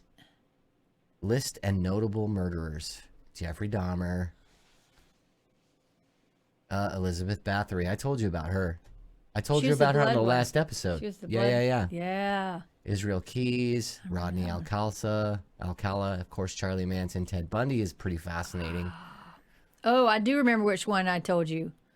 The one, they never called him. What was his name? Zodiac Killer? No. The one that was overseas that you said it was somebody else. Jack the Ripper. Yeah. Jack the Ripper. No, it's never been found. That's the one that I said. Yeah, he killed at least 5 London female prostitutes in 1888, never captured. His identity is one of English's most famous unsolved mysteries. Wouldn't that be England's? England. Oh, my God. Who wrote this? Apparently a moron. Wow. Look at this. Quick facts. Name, Jack the Ripper. AKA Jack the Ripper. Because they don't know who he is. This is star writing right here. This is star. I'm going to write about Jack the Ripper, and I'm going to make it sound incredible. Okay, Beavis. Oh, my God. So he was in the Whitechapel district in London's East End. He killed at least 5 prostitutes and mutilated their bodies in an unusual manner, indicating that the killer had a knowledge of human anatomy. So that was the one big thing. They wondered, was he a doctor? Because he's a doctor. It was like everything was precise. Yeah. Like he'd cut out the uterus perfectly and all this other shit. Let's see. It also says Jack the culprit responsible for the murders of 5 prostitutes all took place within a mile of each other. It involved the districts of Whitechapel, Spitalfields, Aldgate, and the City of London. Despite countless investigations claiming definitive evidence of the brutal killer's identity, his name and motive are still unknown. The moniker Jack the Ripper originates from a letter written by someone who claimed to be the Whitechapel butcher, published at the time of the attacks. So that was what I was saying too, that they say that he's a butcher, so he could be someone that, like Bill the Butcher from Gangs of New York. I don't know that one. You never watched Gangs of New York? No. That's a good one too. It's a long movie though. Okay. So that knowing anatomy just means you know how to dress, say, a deer or a squirrel or whatever. So when you open up, it wouldn't necessarily mean that you had to be a doctor. You could just be a hunter. Right. So he is a hunter. So this was my theory and a couple other people's theories about that Jack the Ripper came to America. Yes. Because Jack the Ripper killed in 1888. Yep. H.H. Holmes came around 1893. 1893, yeah. And he lured his victims into his elaborate murder castle. Murder castle? He had a murder castle? Yes, he built like a house that had like extra rooms, and the rooms had like traps and shit in them, and he would like What? bring him down to the basement and put him in the incinerator after he killed him. He was renting the room out for the people that were there for the Columbia expedition, which was basically the World's Fair. He was the first Airbnb. Yeah. Dude. He was more than an Airbnb. Wow. But it's believed he had killed somewhere between 20 and 200 people. Maybe that is him. Maybe that is Jack the He Ripper. killed many of his victims in a specially constructed home, which was later nicknamed the Murder Castle. Apprehended in 1894, he was hanged for his crimes 2 years later. He was born in New Hampshire, it says, but that could be, I don't know. He could have went over there with his Right. family. Like, he could have been a military brat Right, exactly. that didn't want to be over there. And then his dad got stationed or moved back to the Americas. And So it says he enjoyed a privileged childhood. so that's probably what it was. They had a summer home over there. Right. There could be. He expressed an interest in medicine, which reportedly led him to practice surgery on animals. Some accounts indicate that he may have been responsible for the death of a friend. As a medical student at the University of Michigan, he stole corpses and used them to make false insurance claims. Wow. And he may have used the bodies for experiments. So, yeah, maybe he came over here and he had the money and the means to make his own murder castle. Yeah. What's that movie with Johnny Depp where they would flip the bed over and then they would make the pies? Oh, I don't remember. I know y'all are screaming at that. I don't remember. During the 1893 Columbian Exposition, Holmes opened up his home as a hotel for visitors. Unfortunately, many guests did not survive in what became known as the Murder Castle. Many of these victims, no one knows for certain the total number, were women who were seduced, swindled, and then killed. Ooh. Holmes had a habit of getting engaged to a woman only for his fiancée to suddenly disappear. Other victims were lured there by the offer of employment. Oh, dude. He left Chicago shortly after the World's Fair to continue his schemes, including a plan with an associate named Benjamin Pettizel, in which Pettizel would fake his death to collect $10,000 from a life insurance company. Jailed at one point for another fraud, Holmes confided in fellow inmate and notorious outlaw Marion Hedgepeth, who knew Holmes as H.M. Howard, about the life insurance scheme. Hedgepeth later helped investigators by revealing details of their discussion. While the authorities eventually identified Howard as Holmes, they did not catch on soon enough to stop his final murders. Holmes killed Pettizel and, after telling his widow that her husband was still alive and in hiding, convinced her to let him travel with three of her 5 children, who also became his victims. What? Dude, follow your gut. He was finally apprehended in November of 1894. During his time in custody, he gave numerous stories to police, once admitting to killing 27 people. Convicted in 1895, Holmes appealed to his case but lost. Estimates of the total number of people Holmes killed range from 20 to as many as 200 victims. He died on May 7th, 1896, when he was hanged for the Pettizel murder. He was buried in Philadelphia, Pennsylvania. Dude. That guy was creepy. And I think he was like supposedly one of America's first serial killers. Yeah, so he possibly is Jack the Ripper. Yeah. He's dressed like an I mean Englishman in England. You know, they talk about medicine. He was into medicine and stuff like that. So medical. You never know. Medical school. You just never know. Wow. You just never know. Ted Bundy was wicked. Yep. Yes, he was. Yeah. All right. So what do we got next? Let's see. We got to look at Ted Bundy. Or John Wayne Gacy, one of those. Yeah, John Wayne Gacy's a creepy fucker. He's one of the most... Ted Bundy was one of the most notorious ones. His eyes just look... Ugh. He was another one that was super smart and very charismatic. That's the big one. He was extremely charismatic. There's some really good shows on, too. That one of them is his girlfriend that he was actually... that was alive, that he was like dating his quote-unquote fiance while he was killing people. It was her story. She's the one that turned him in. No way. From the way it looks like it. Wow. But like he ended up, when he went to prison, he ended up marrying some crazy chick that was like a fanatic about him. That wrote him in jail. I can't remember what it was, but they married in jail. They had a kid because he got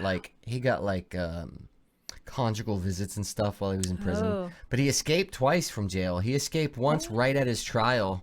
He's so smart. I think it was in Colorado. He was just crazy, man. There's so many freaking great shows about him. Wow. Let's see. He was born in Burlington, Vermont. He was an illegitimate child. She was very religious. He grew up in a very religious, but they're saying that he probably started killing people even while he was a kid. Oh, wow. They're saying he confessed to 36, but it could be closer to 100 or more. Yeah. There's some debate as to when Bundy started killing. Most say he began his murderous rampage around 1974. Around this time, many women in the Seattle area and in nearby Oregon went missing. That was the crazy thing. He apparently, killed somebody. There's this big festival they do in Washington, and he was out there with his car, wearing a cast, trying to get women to come help him change a tire or something like that, or help him get something out of the car. Yeah. And he would kidnap them and then take them out and kill them, rape them, and all this other stuff. And there's one lady that actually remembered that and told the cops. And the cops had a perfect description of Bundy, and they didn't even ever look for him. The car and everything. Yeah. Could have caught him a long time before they did. Yeah. And then Such lazy people, man. Yeah. And then he You had the information. He went from there, I think, to Colorado, and then he killed somebody in Colorado, and then he had another lady that he kidnapped in Colorado, but she got away. And then from there, I think he went to I want to say parts of California. He got caught in California, and then not California, but Colorado, and then he got away. See, he was right here. He was arrested. Carol DeRanch was the one that got away in 1975, and he was convicted and received a 1 to 15 year jail sentence. 1 to 15 years for kidnapping. That's it. And attempted murder. Back then, man, that was 1975. They didn't even figure rape was. He escaped from prison twice illegal. in 77. The first time he was indicted on murder charges for the death of a young Colorado woman and decided to act as his own lawyer in the case. They've got video of him doing that too, and it's amazing to watch this guy because he actually was a lawyer. Well, it says he was going to law school. So yeah. So he wasn't a full lawyer. He was going to law school. And then he was also working on, I think it was Barry Goldwater's election. Was it Goldwater? I can't remember. But he was working on one of their campaigns. A senator and a president's campaign. Well, he was trying to befriend them so right, that he could continue doing what he's doing. He was smart. Yeah, so on his trip to the courthouse library, he jumped out a window, made his first escape. He was captured 8 days later. He escaped from custody again. This time he climbed out of a hole he made in the ceiling of his cell. He dropped 30 pounds to fit through the small opening. Wow. And he was missing for 15 hours. Dude. He made his way to Tallahassee, Florida, that's where he broke into the Chi Omega sorority house. He attacked 4 of the young female residents, killing 2 of them. And then he kidnapped and murdered a 12-year-old girl named Kimberly Leach. And that's when he got caught. Wow. The most damning evidence connecting Bundy to the 2 Chi Omega murders at FSU were bite marks on one of the bodies, which were a definitive match to Bundy. He bit them? Yeah. He bit him. He hit one of them, beat her head in with a fucking log. And he was just, oh my God. Guy was... Dude. And he's it's just amazing. Wow. The things... His quote, I don't feel guilty for anything. I feel sorry for people who feel guilt. Yeah. He had no emotion whatsoever. Wow, that's a sociopath, right? Yeah. And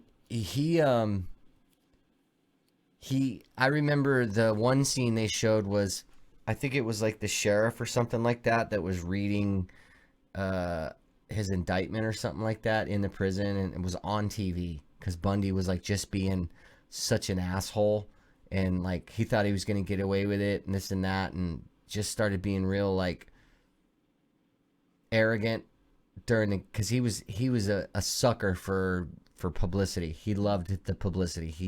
The guy was total sociopath.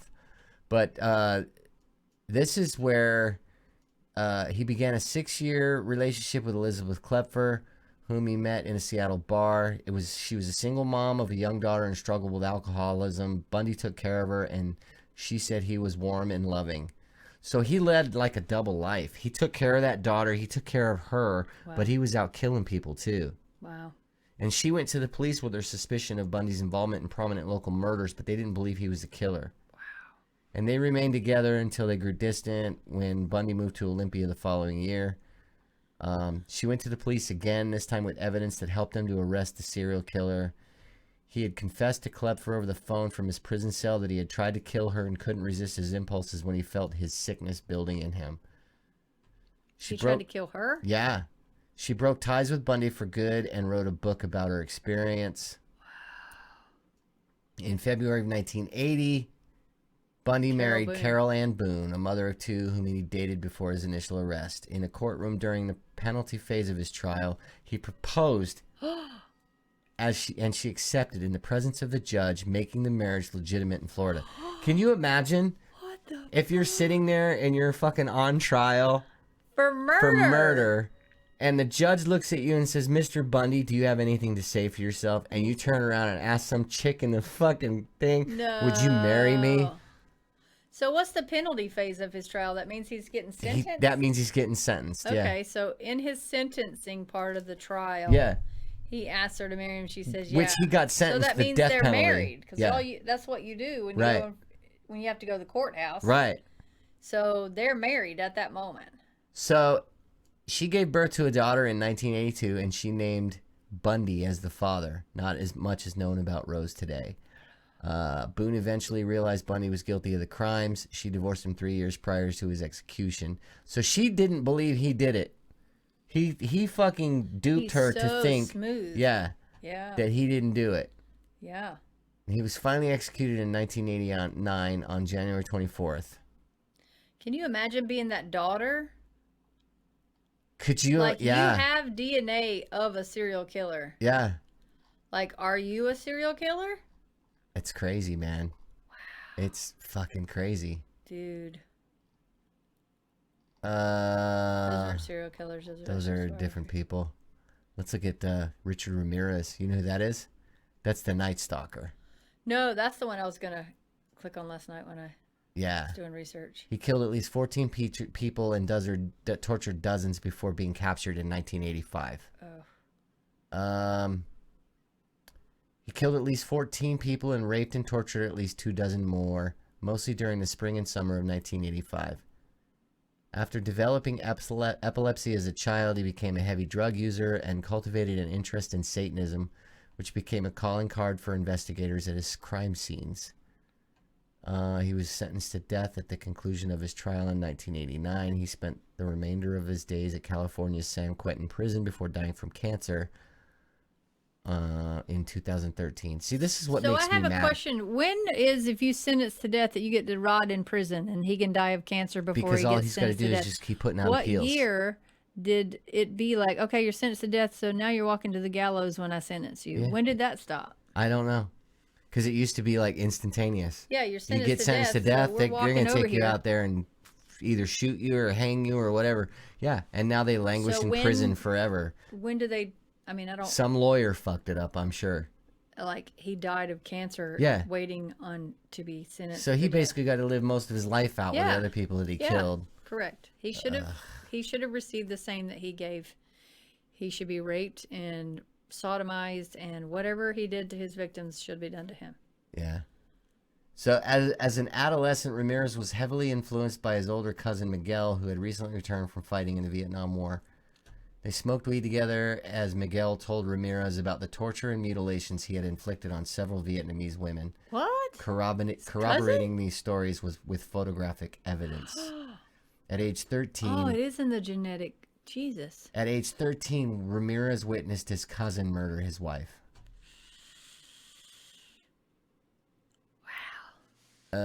He soon moved to California, progressing to cocaine addiction and burglary and cultivating an interest in Satanism.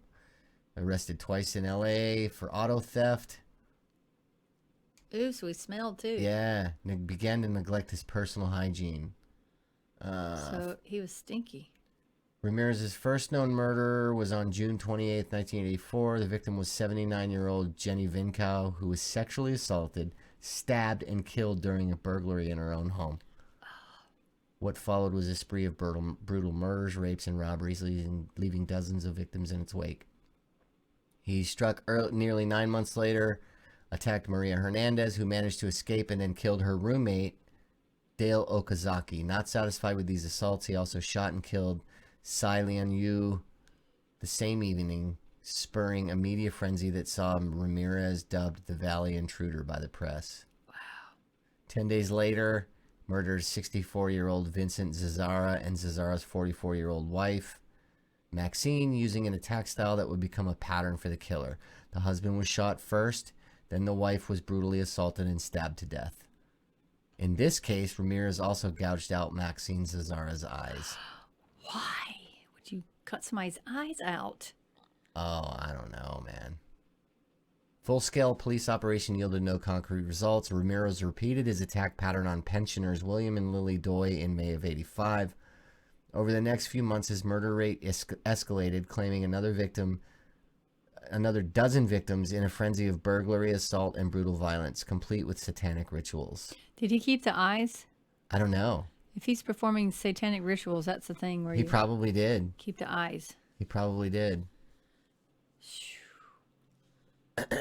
We're gonna do some. We're also gonna do another show on satanic and cult murders too. That's a dude. That was him. Cut their eyes out. Yeah, that guy, man. That's messed up. See, I don't like this shit.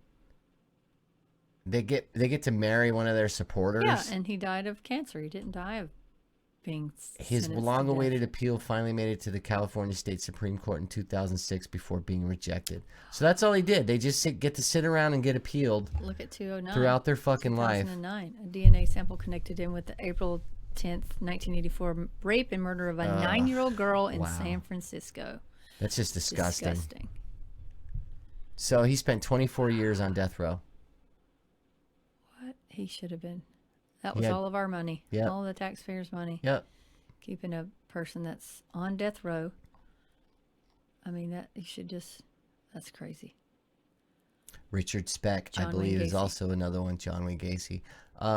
The other one that this guy was crazy, the Iceman Kuklinski. Don't forget BTK. Bind, Torture, Kill. I don't know who that is. I'm trying to remember his name. These are all murderers. I see that. Little Richard was not a murderer. No, the other one up top wasn't a murderer either. We'll look at the BTK. I can't remember the guy's name, but this guy was pretty bad. And they interviewed his daughter, Dennis Rader. That's right. They interviewed his daughter, and his daughter basically said she knew right off the bat it was him that did it. Why? Before, like, when the stuff started happening. I don't know. Bind, torture, and kill. So that means he did that to her? No, he didn't do it to her. She's still alive. No, I'm saying if she knew. I don't know. I'm like not sure. But he was born in ordinary. 10 murders and brazen correspondence with authorities between 74 and 91. So almost 20 years he was killing people. His alter ego resurfaced in 2004, but his penchant for leaving clues led to his arrest and life imprisonment for the following year. Wow. So he was a devoted family and company man by day, and he terrorized Wichita, Kansas area as the BTK killer for Bind, Torture, Kill. Dropped out of college and joined the Air Force in the mid-60s. Married his wife Paula in 71, worked for an outdoor supply company for about a year, began a lengthy stint as a employee of ADT Security Services in 74. Ooh. That's a perfect way to become a serial killer. Yeah, you totally you know get how into to everybody's fucking- houses. Yeah. And then you're setting up cameras that you can Right. totally link to your own house.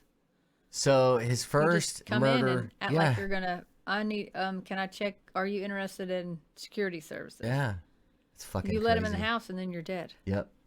January 15th of 74, raiders strangled to death 4 members of the Otero family in their Wichita home. Parents Joseph and Julie and 2 of their children, Josephine and Josephine Jr., before leaving with a watch and a radio. Strangulation and souvenir taking would become part of his modus operandi, or pattern of behavior. He also left semen at the scene and later said that he derived sexual pleasure from killing. The Otero's 15-year-old son Charlie came home later that day and discovered the bodies. Dude, see, they don't talk about who's left in the wake of all this stuff. Well, Poor Charlie came home and his whole entire family was murdered, and guess what? He's in the system now. and if fucked up head because everybody's dead. And if I remember correctly, he made the other people watch him kill the other people. Ugh. So he probably killed the parents and made the children watch. Or the other way around. Yeah, could be. If they raped and tortured, I would say he raped and tortured the kids first. Yeah, maybe. And then the parents.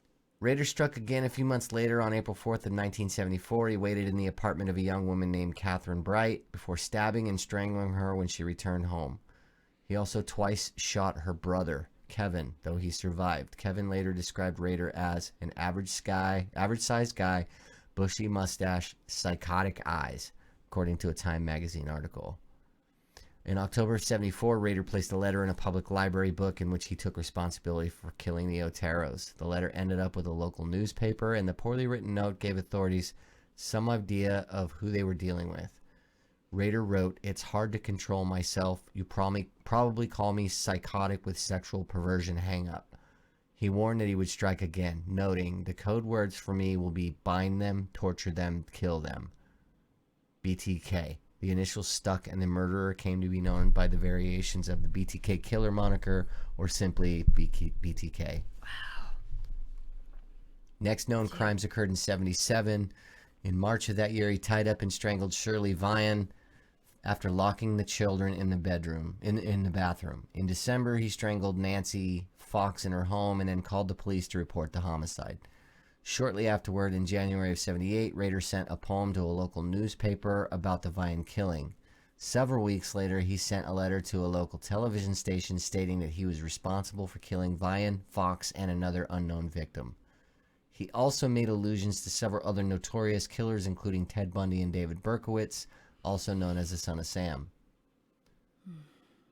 So he kept wanting to be found. Well, he wanted the publicity. Just a lot of them are like that. The Zodiac killer, who never got caught, was like that. Right. He would send those encrypted letters. Right. That nobody could break. They could never decrypt them. Because he was so smart, so highly intelligent that it wasn't.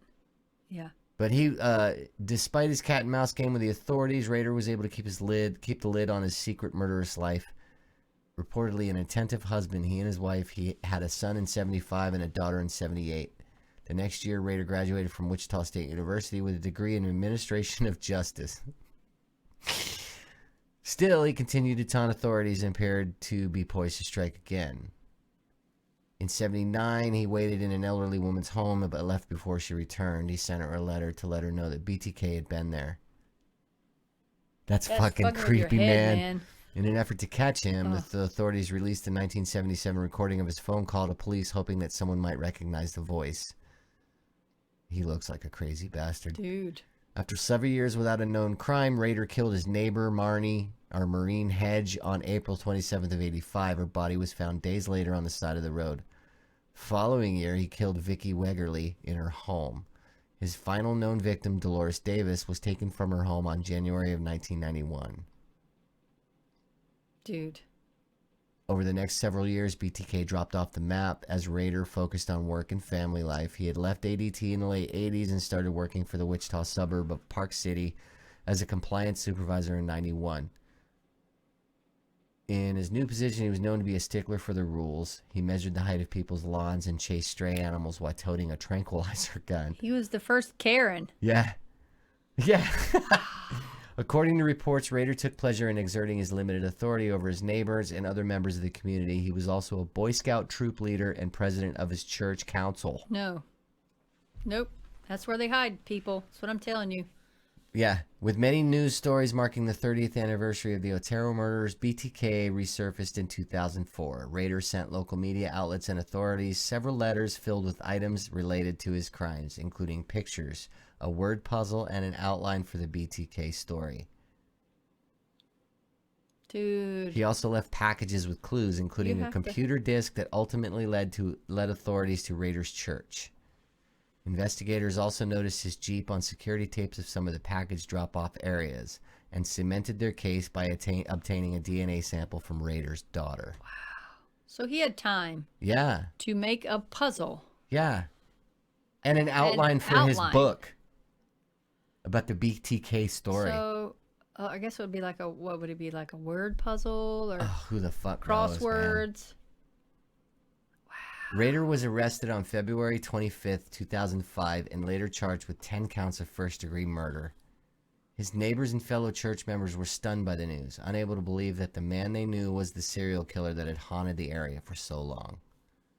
He pleaded guilty to all of the charges, and as part of his plea, he gave the horrifying details of his crimes in court. He just wanted an audience. Yeah. Many observers noted that he described the gruesome events without any sign of remorse or emotion. Because he committed his crimes before the state's 1994 reinstatement of the death penalty, Rader was sent to El Dorado Correctional Facility to serve his 10 life sentences. It wouldn't matter because the other guy had died, 24 years. He had been on death row for 24 years. So Stephen King wrote a novella inspired by his story. Oh, I didn't know that. Which was published as part of the 2010 collection Full Dark, No Stars, and later became a feature film.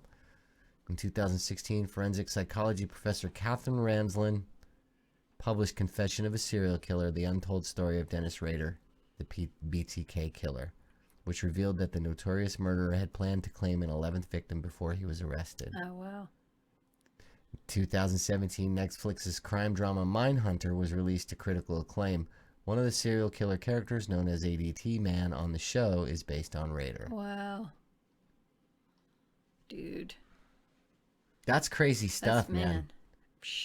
That's crazy stuff. So, hiding in plain sight, like you were saying this weekend at work. These people are just hiding in plain sight. Yeah, I mean... You work with them. You eat with them.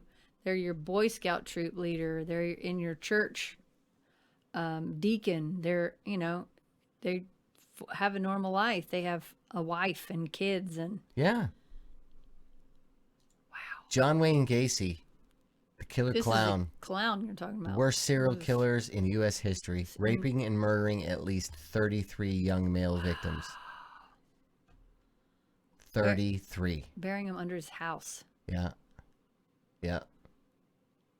So it says he worked as a fast food chain manager during the 60s, became a self-made building contractor and Democratic precinct captain in the Chicago suburbs in the 70s. He organized cultural gatherings and was active in political organizations in the JC's civic group. He was married and divorced twice and had 2 biological children, in addition to 2 stepdaughters. Gacy was a member of a Chicago area Jolly Joker clown club and frequently performed in clown attire and makeup at children's parties, charity fundraisers, and other events as his alter egos Pogo the Clown or Patches the Clown. The killer clown sometimes lured his victims with the promise of construction work or some other ruse and then captured, sexually assaulted, tortured, and eventually strangled most of them with his hands or with rope. Wow. Years later, during a conversation with detectives while he was under surveillance, Gacy discussed his work as a clown, remarking, "Clowns can get away with murder." Dude. In 1968, he was convicted of sexually assaulting 2 teen boys and given a 10-year prison sentence. He was released on parole in the summer of 1970, but was arrested again the following year after another teen accused Gacy of sexual assault. Charges were dropped when the boy didn't appear during the trial. Probably didn't appear because he probably killed him. So I had a guy that I worked with He lived in a trailer park. He was like one of the kind guys that all the kids came over and hung out. So then he took one of the teenage boys with him on a cruise. It was just him and the boy. So the boy, they were having an argument because the boy wanted to go to the club. So all the people on both sides of the rooms like called the cops on the cruise ship, right? So they came and they were pounding on his door. So he didn't want to be arrested, number one, because other nefarious things had been going on with him and this teenage boy. So he just jumped out the window. He's one of the ones that floated out in Miami that they rescued because he was so large. He was like over 300 pounds, and he was very That's horrible. floaty. So he just floated out there until buoyant. so they found him. Wow. Yeah, can you imagine that? That right there is where it starts. Yeah. So by the middle of the 70s, 2 more young males accused Gacy of rape, and he would be questioned by the police about the disappearances of others. Gacy referred to this period of his life as his cruising years, when he committed most of his murders. December of 1978, 15-year-old Robert Peast went missing. It was reported to police that the boy was last seen by his mother at a drugstore where he worked before he headed out to meet Gacy to discuss a potential construction job. 10 days later, police search of Gacy's house in Norwood Park, Illinois, uncovered evidence of his involvement in numerous crimes, including murder. It was later discovered that Gacy had committed his first known killing in 1972, taking the life of 16-year-old Timothy McCoy after luring the youth to his home. Yeah. After a lengthy period of police surveillance and investigation and the discovery of several trenches filled with human remains in the crawl space beneath his house. He was a construction worker, so it wouldn't be Right. weird that you had the machines in your yard. Yeah. Because you're just going to pull them out of your backyard and He take eventually them to work with confessed to you. killing about 30 people. Now imagine being his wife living in that house. No, he How just did you likes get to rid of the dig smell? ditches. He just likes to dig ditches. He Yeah. buried him outside, so... No, it was in the crawl space under his house. But it was I would imagine they were covered up. They were buried. Yeah, but I mean, that smell's still going to come out. I don't know if it'll come in through your house. Maybe. I don't know. Maybe he just So, maybe sealed all the air areas to where it wouldn't get up in the house. I don't know. It's fucking crazy, Maybe man. he just said, "Oh, that's just a squirrel in the wall." For the smell, you're right. Look at his face. Dude, he looks like he would be a restaurant manager, doesn't he?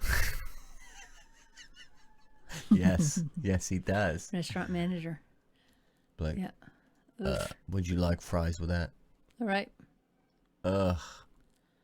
No. Dude, could you clowns. imagine if you were a kid and your mom got you a clown and that was him, and like you're like already kind of nervous about clowns anyway, and then the next day you're seeing on the news that Gacy gets arrested No. and they show pictures of him in his clown outfit. No, you don't like clowns anyway. Oh no, I don't like clowns. They're fucking gross. Dude. Nope. So he told the police that the murders had been committed by an alternate personality, while mental health professionals testified for both sides about Gacy's mental state. I mean, something's got to be wrong with you if you're murdering people. He was found guilty of committing 33 murders and became known as one of the most ruthless serial killers in U.S. history. 12 death sentences and 21 natural life sentences. What's the point of giving 21 natural life sentences if It you're doesn't getting the matter. death sentence? 12 death sentences. I guess it's just because they have to put that on paper saying 33. that You those murdered crimes 12. were vindicated, as in he was punished for each crime, even Yeah. though...